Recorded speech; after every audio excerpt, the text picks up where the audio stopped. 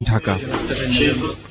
যুবকের মতো গ্রাহক প্রতারণা হচ্ছে কিনা তা খতিয়ে দেখে ডেস্টিনির বিষয়েও সরকার সিদ্ধান্ত নেবে বলে জানিয়েছেন অর্থমন্ত্রী আবুল মাল আব্দুল মুহিত। তিনি বলেন, সমবায় আইনের ফাঁক ফোকর নিয়ে এমএলএম ব্যবসার সুযোগ বন্ধে দুটি আইনেরই সংশোধন প্রয়োজন।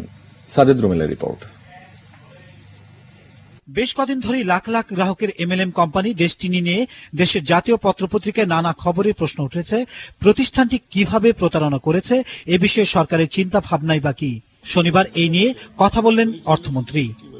এটাকেও বোধহয় যুবকের মতো কেস করতে হবে, তো এটাই এখন এক্সামিন করতে দিয়েছি যে যুবকের ব্যাপারে আমরা কখন খবর পেলাম, কখন অ্যাকশন নিলাম, কিভাবে হলো, সেরকম একটা কিছু করা যায় কিনা। কারণ এরকম প্রতিষ্ঠানের কিছু তো থাকে, অ্যাসেটস থাকে। So what you have to ensure when you do an investigation and all that, যাতে এই অ্যাসেটটা ট্রান্সফার না হয়। এই অ্যাসেটটা should be available for public purposes. MLM ব্যবসা আর এই নিয়ে আইনের সংশোধনের কথাও বললেন অর্থমন্ত্রী। আমাদের খালি LLM is not the only culprit. আমার ধারণা এটা রিকোয়ার্স ইনভেস্টিগেশন এন্ড স্টাডি।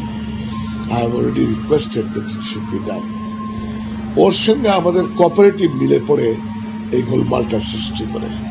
কেন কোঅপারেটিভ ব্যাংকিং যেটা, it is not under the supervision of the Bangladesh bank, এবং সেখানে ঝামেলা হয়।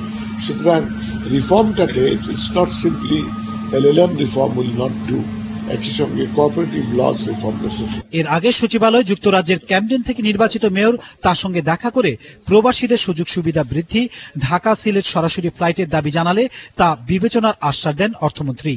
টিপাইমুখী বাঁধ নিয়ে ব্রিটেনের বাঙালিদের উদ্বেগে অর্থমন্ত্রী বলেন, এ বাঁধের সম্ভাব্যতা যাচাইয়ে দুদেশের প্রতিনিধি থাকবে বলে ক্ষতিকর কিছু হতে পারবে না।